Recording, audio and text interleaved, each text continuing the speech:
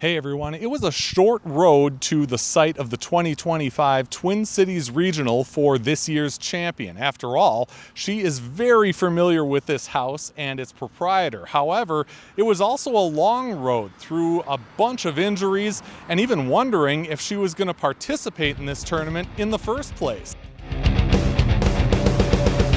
Kayla, last time we spoke, my hooligan friends were trying to get you on my channel. This is a great way to do it. That was years ago. Yeah, that was years ago. Yeah. I think Eau Claire, if I remember right. That's right, Chippewa Valley match games. Gotta love January in the middle of Wisconsin. I like this way to do it better than same. than just coming on. Congratulations. How's it feel? Thank you. Speechless right now. Yeah. I got to process. I think you're hearing your name in the winner's circle for the first time, related to PWBA. It's incredible. So right now, a bit speechless. Yeah. It's going to take a little bit to sink in. Sure. Tell me about the two matches in the stepladder. It looks like you kind of kept your opponents at arm's length. I did. And just kind of went from there. So we actually kind of had a game plan. Obviously, we had a really long, well, I don't want to say really long, but we had a pretty long break, right, between qualifying and stepladder. We sat in and had lunch at Brent's amazing bar and grill here. If you've never been here, the food's amazing. The center's amazing. Everything about this place is great. So we sat and had lunch, and we kind of were discussing what should we do, right? Like, I knew I had a decent look. I will say my look on Fresh this morning, it was not great. I think I started like 190, 220, like 170 or something like that. It wasn't that great of a look, right? I knew if I keep the ball in front of me, I'm gonna get 9, right? Knowing who was in the stepladder with me, I knew that those girls had a lot better look on Fresh than I did. So we kind of said, hey, what can we do to kind of play a little defense, but maybe also help me?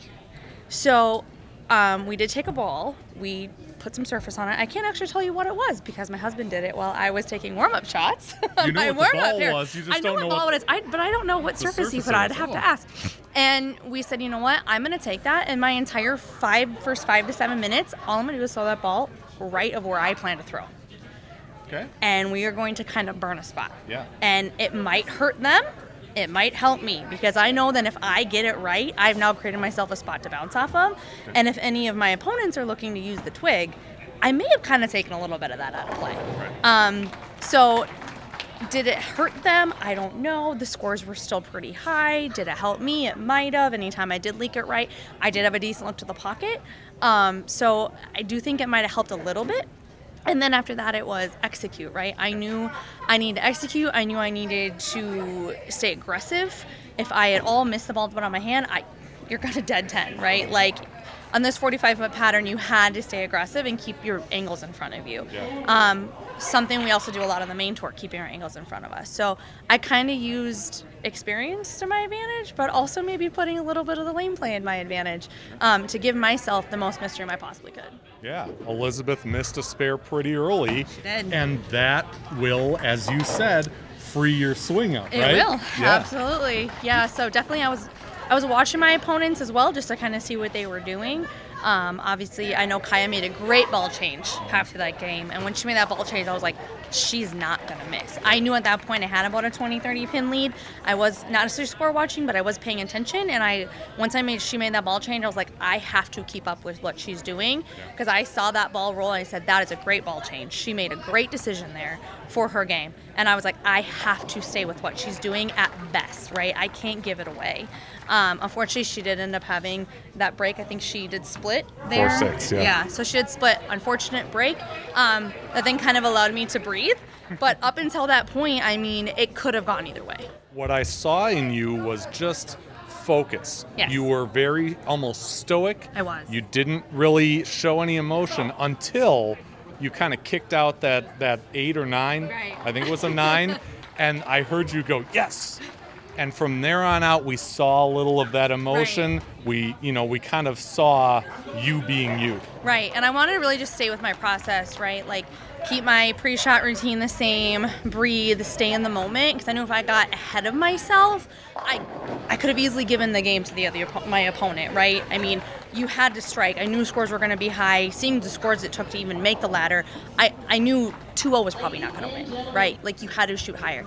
So I knew I had to stay in the moment, stick to my process, whatever I could to, like, potentially not engage with the crowd or try not to look at my parents too much, knowing how excited they were, to just stay grounded to myself and not let that get away from me. The game goes so fast, so I didn't want to get too far ahead and then I lose focus. Yeah. How much, and I know it's impossible to give me like a precise answer on this, but if you could kind of compare the amount you concentrate on what's going on up here to the physical, like in these two games, what would you say it was? Oh, that's a good question. I mean, probably, I would say in my pre-shot routine, I would say probably 80% mental. Okay. As I'm approaching the line, I would say it kind of flipped, because I know for me, when I'm approaching the line, if I stand up at the line, I'm going to miss it every time. So as I'm coming into the line, for me, I really have to get into my shot and use my legs, and that's where I create a lot of my power and aggression. So I would say pre-shot routine, 80-20 mental.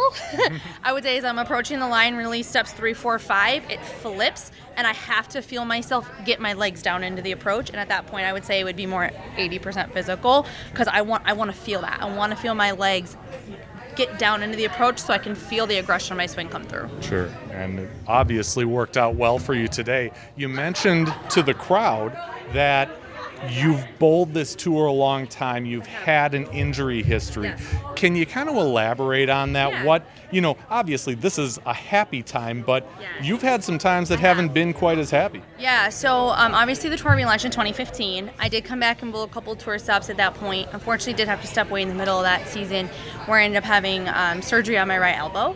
Now I did come back and I bowled the PWBA stop. That was at the Treasure Island. That year, the Treasure Island Extreme Casino and Resort down in, I think it's Welch. Red Wing, Welch, Minnesota. I did come back and bowled that stop. That was my first stop after my elbow surgery. Then I kind of, was able to take the rest of the off season to heal. Came back 2019. I was bowling Queens, and unfortunately at that Queens, I had suffered a tear in my left hip, which is my slide hip. Did step away that fall to have surgery. So thankfully for me, COVID was a blessing, because I took all of COVID year to heal, right? Our tour was in hiatus along with most things in the world. So I was able to step away, really let my hip heal and get stronger, which was great. So I was able to come back in 2021 and compete again. Now that season I did get pregnant. I had my first son in that off season, which was amazing. But again, I had to step away in the back half of that tour season to focus on my pregnancy and my health. So I only bowled till I was about 22 weeks pregnant on tour, and then I did step away for that time, and then healed again over that off season. Now the last couple years I've been dealing with a bit of an issue in my neck. I do see a non-surgical doctor where we do work with injections on my neck. Recently, I have been dealing with a bit of a shoulder issue. After the Lucy doubles, I actually took 7 weeks off. So when I went and bowled the Rockford Regional, I had only bowled 3 games up till that point, because I took time off to try to allow my shoulder to heal, working with a doctor on that as well, doing some injections to try to manage that pain, and we'll see what needs to happen there. I'll keep working with all my orthopedic doctors I work with, but that one's still figuring that one out. Yeah. Wow. And so coming into this event, obviously it's your hometown. You're so familiar with this house. Absolutely. You had a really nice moment with Brent afterwards, Yeah. because you know each other so well. We are very good friends. Was there any doubt that you'd bowl this, given what you experienced in Rockford and just not having that experience, coming off of injury? Yeah, so I actually saw my orthopedic doctor for my shoulder the day after the Rockford Regional, and depending on what happened at that appointment, made my decision if I was bowling today or not. There was a chance I was going to step out. My good friend Summer Jasmine is here from West Virginia. We're roommates on tour together. We're really good friends. I knew she was flying in, so I said, you know what? No matter what, I'll be there. I will either be there to support you, or I will be there to be your competitor. Either way, I will be there for you, one way or another. Luckily, I was able to get to a point where I was able to compete, and I'm very thankful for that. I'll keep working with my doctors, but there was a slight time where I went, maybe I need to withdraw. In hindsight, you made the right decision, because Yes. you won the thing. But what do you take with you through all that? I mean, it's one thing to process a win. Right. It's another to process a win that comes with all that thought and Yeah. maybe a little back and forth on your end. Yeah, there was back and forth. Obviously, my husband and I had a discussion, and he asked, he goes, "Are you bowling no matter what?" And I said, "It all depends on, what my doctor says." I work with my doctors, and for my longevity, right? Like I need to do what's best. So we had a lot of back and forth and decided like, okay, I feel like I can go. I did bowl league the last couple weeks just to get a feel for how my shoulder was feeling after I got my most recent injection there. So I did bowl league last week. I bowled league this past week to just, okay, can I do it, right? Can I do it? Can I bowl with little to no pain? Unfortunately, I was getting to a point where just day-to-day activities was getting painful.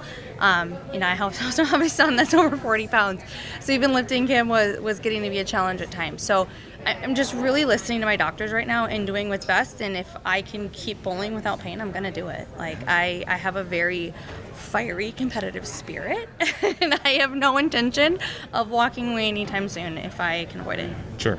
And to win, whether it be a regional, whether it be a local event, you got to have that killer mentality. Oh, yeah. Then you add with it the fact that you're home.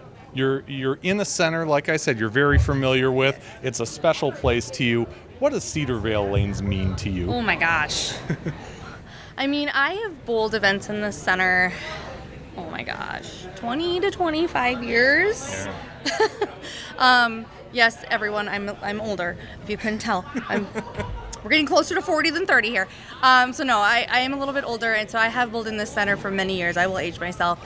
I know Brent not just from, someone who owns this building. We are friends. We've hung out outside of here. I've been to his cabin. We've been, he's been on trips with us. I mean, we've bowled OCs together. It's just, we have such a history and such a friendship. So I appreciate everything he does. The center is amazing. What he does for this local community and for bowling is amazing. He does so much here. He supports so much.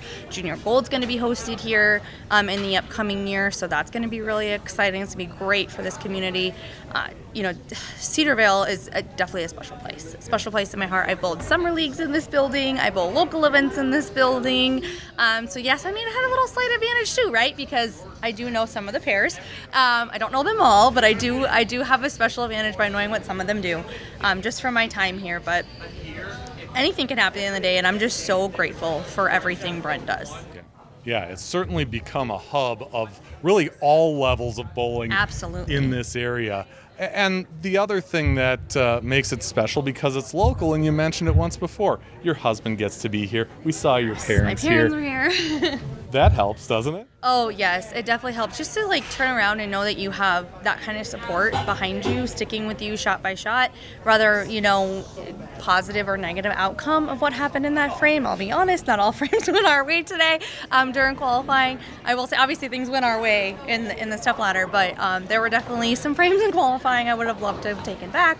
But just to have that support and know that you can go back, you can bounce those conversations, rather it's just to get your mind off it or bounce ideas. Even during those, the stepladder finals, look back at my husband a couple times, knowing that, okay, we made the right move, or hey, I was like, hey, I think I need to make this move, that move. Now, I will say I did not make small moves. I was making half-board moves through those two games because it changed that drastically, your outcome, by such a small move on the lane with that pattern. So just being able to have those conversations really just, I think, boosts your confidence. Sure. Yeah.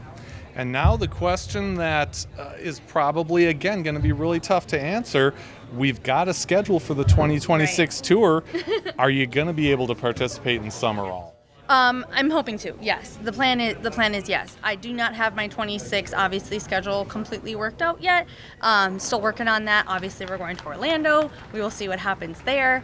I'll be going to the Regional Showdown. I'm definitely accepting that invite. That was kind of the deal. If I won today, we were going. So woohoo, Florida vacation, getting out of Minnesota winter for a few days. I think anyone that lives in Minnesota can appreciate going down to Florida and getting out of the snow for a bit. So definitely going to the Regional Showdown. Kind of see what happens there. I'm going to participate in as much as 2026 as I'm capable of. Obviously I'll be working with my doctors, and we'll see what comes out of that. All right. Well, best of luck to you both in Florida and whatever you are able to bowl in 2026, and most importantly with your health, because that's what we're cheering for the most for you. Kayla Pashina, the 2025 Twin Cities Regional Champion. Sounds pretty good, doesn't it? Oh, it sounds amazing. Yeah. Thank you for watching Bowling with the Fef. pound the like button and subscribe button. It's the easiest way to support the channel, and it's free. Bowling with the Pfeff is brought to you by Chip Magnet. Raise your snack standards. Jerry's Score More Bowling Supply inside Wagner's Lane. So Eau Claire, Wisconsin area's leader in bowling products and services since 1988. And Visionary Video Hub, video with impact. Email bowlingwiththepfeff@yahoo.com with questions or to appear on the show. You can also reach out on your favorite social media platform.